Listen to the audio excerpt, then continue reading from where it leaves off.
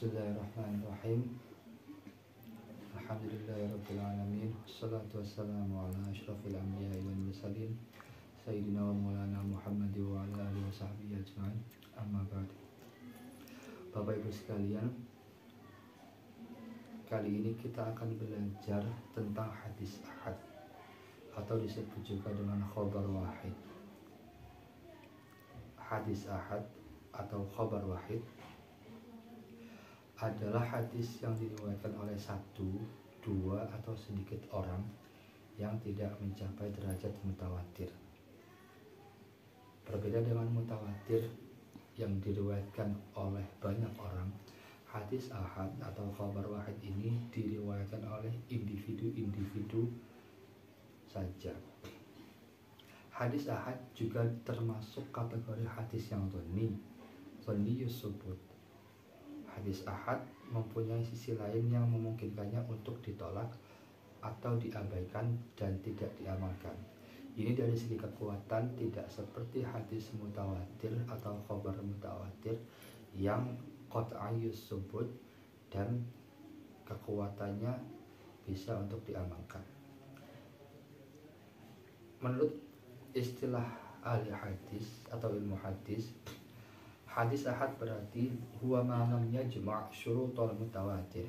Hadis yang tidak memenuhi syarat mutawatir. Hajjaj Al-Khatib membagi hadis berdasar jumlah perawinya kepada 3. Beliau mengatakan, definisi hadis ahad atau khabar wahid adalah huwa ma rawahul wahidu awil isnad fa aksar mimma lam tatawaffar fihi syurutul masyhur awil mutawatir. Hadis ahad adalah hadis yang diriwayatkan oleh 1 atau 2 orang atau lebih yang tidak memenuhi syarat-syarat hadis masyhur dan mutawatir. Hadis dari segi kekuatan sanadnya itu memiliki tingkatan-tingkatan. Pertama mutawatir, kedua masyhur, ketiga ahad. Nah, ahad ini adalah hadis yang tidak memenuhi syarat mutawatir, juga tidak memenuhi syarat masyhur atau kriteria masyhur. Ada juga ulama yang mendefinisikan secara sederhana atau secara singkat bahwa hadis ahad adalah hadis yang tidak memenuhi syarat-syarat hadis mutawatir. Hadis selain mutawatir atau selain yang hadisnya bersama sanadnya itu juga disebut hadis ahad, dalam artian kandungan hadisnya memberikan pengertian dhonni. Dhonni itu dugaan kuat tetapi tidak sampai pada qat'i dan yakin. Kemudian hadis ahad memiliki klasifikasi alias pengelompokan. Para muhaddisin memberikan nama-nama tertentu bagi hadis ahad, mengingat banyak sedikitnya rawi-rawi yang berada pada tiap-tiap tabaqah atau tingkatan dengan hadis masyhur, hadis aziz, dan hadis gharib.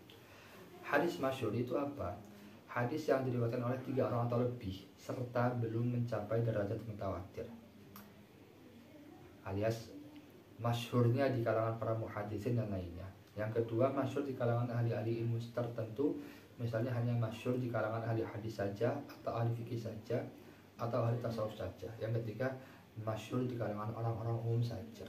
Jadi hadis masyhur yang dimaksud dalam klasifikasi hadis ahad ini adalah hadis ini terkenal pertama itu hanya di kalangan muhaddisin dan lainnya, ada kalanya. Yang kedua, hadis ini hanya terkenal di kalangan ilmu-ilmu tertentu, misalnya ahli fikih saja, ahli tasawuf saja, atau ahli nahwu saja. Yang ketiga, hadis ini masyhur hanya di kalangan orang-orang saja.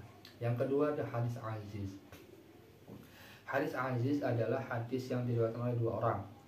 Walaupun 2 orang periwayat tersebut terdapat pada satu tabaqah, satu tingkatan atau generasi, kemudian setelah itu orang-orang ada yang banyak yang meriwayatkannya. Selagi pada salah satu tabaqah atau tingkatannya saja, seperti didapati pada 2 orang rawi. Yang ketiga, hadis gharib.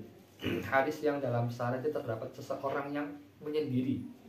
Menyendiri itu artinya hanya dia yang meriwayatkan hadis melalui sanad itu.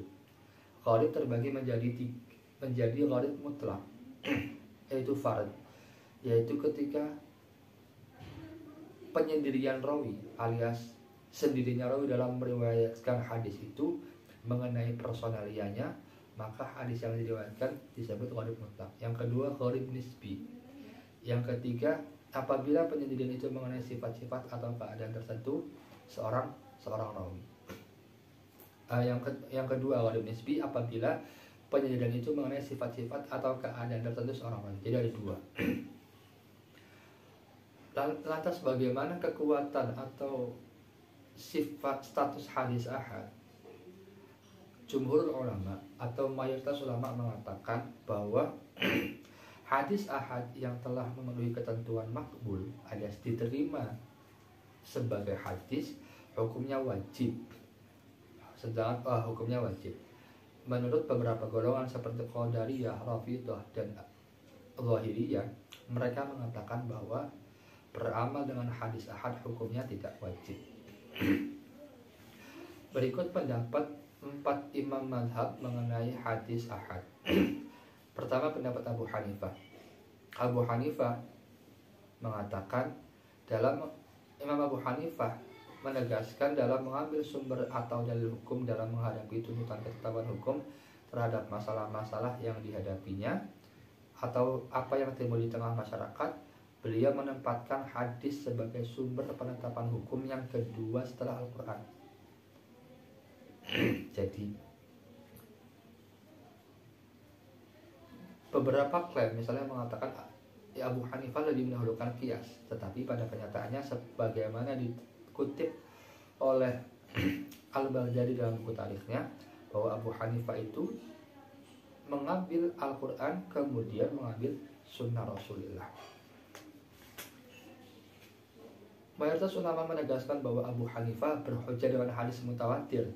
Sebagian ulama Hanafiyah menyamakan hadis masyhur dengan hadis mutawatir, dan sebagian dari mereka menegaskan hadis masyhur tidak menyangkut soal yang bersifat keyakinan, melainkan hanya bersifat dhani. Berdasarkan keterangan tadi, ada perbedaan di kalangan ulama Hanafiyah antara Abu Hanifah juga pengikutnya. Ada yang menyamakan derajat hadis masyhur dengan hadis mutawatir, ada yang berpandangan hadis masyhur berada di bawah hadis mutawatir.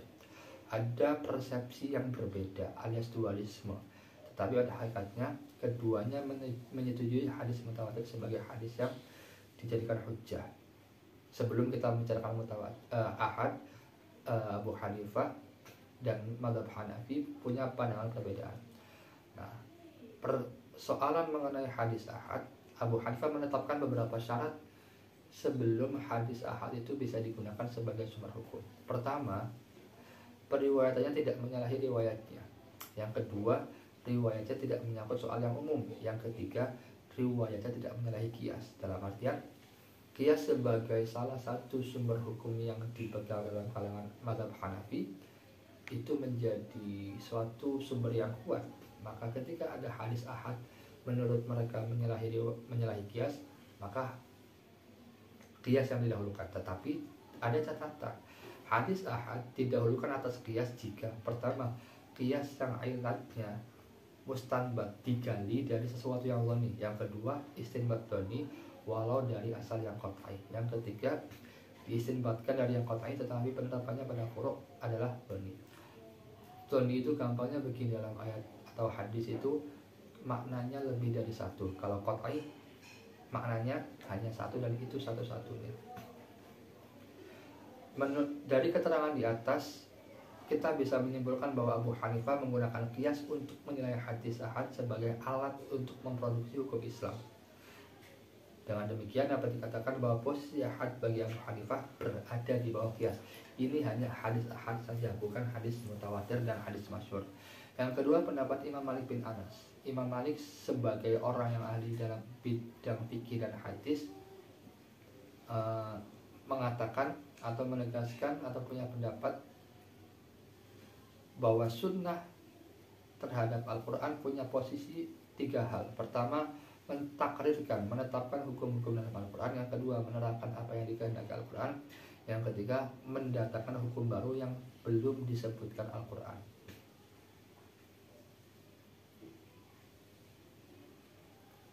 Imam Malik dalam menyikapi hadis, beliau punya beberapa sikap. Misalnya Imam Malik menegaskan bahwa beliau menerima hadis mursal, hadis munqati', dan hadis-hadis yang disampaikan periwayatkan kepadanya yang ditakbirkan dengan ibarat balaghani atau balaghani, sampaikan kepadaku. Kemudian mengenai hadis ahad, ulama-ulama Malikiyah tidak mengamalkan hadis ahad apabila bertentangan dengan amalan-amalan atau urf ulama-ulama ahli Madinah. Kenapa?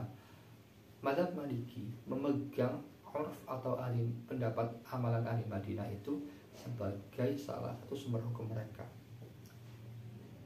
Meskipun begitu,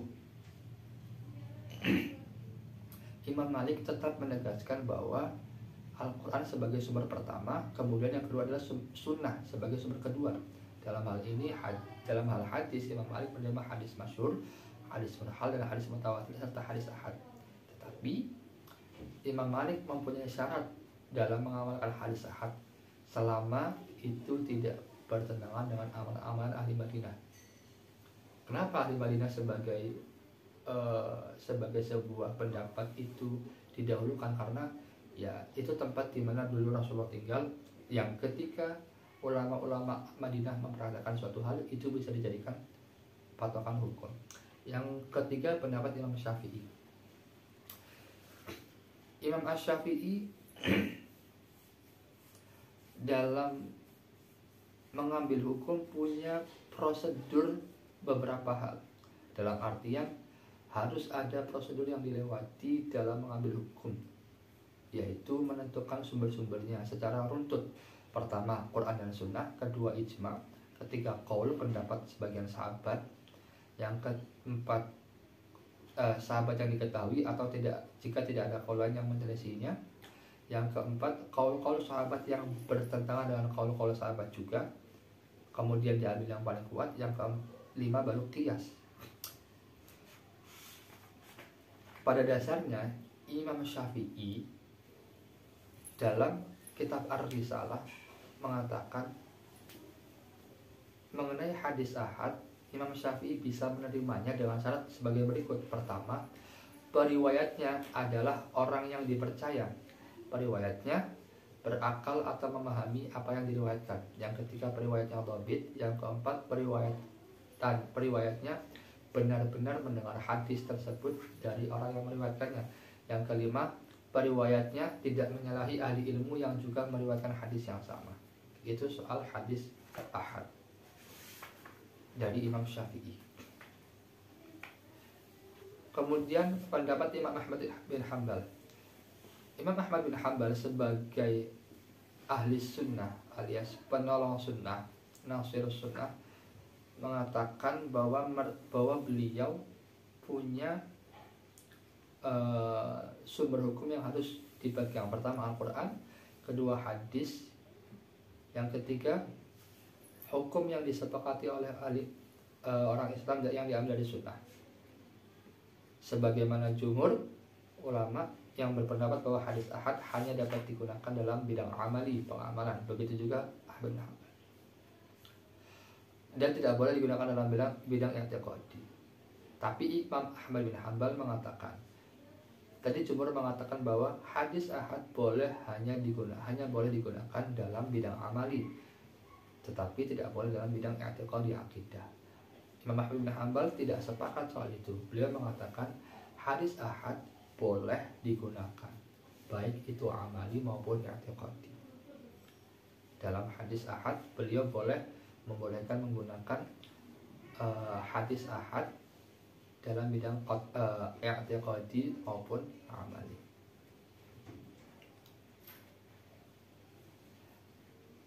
Secara umum Ahmad bin Hanbal menegaskan bahwa sunnah itu tetap dijadikan hujjah yang kuat.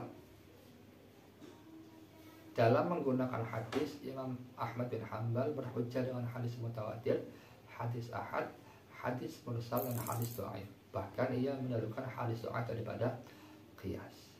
Demikian penjelasan tentang hadis ahad atau khabar wahid. Semoga bisa bermanfaat bagi kita semua.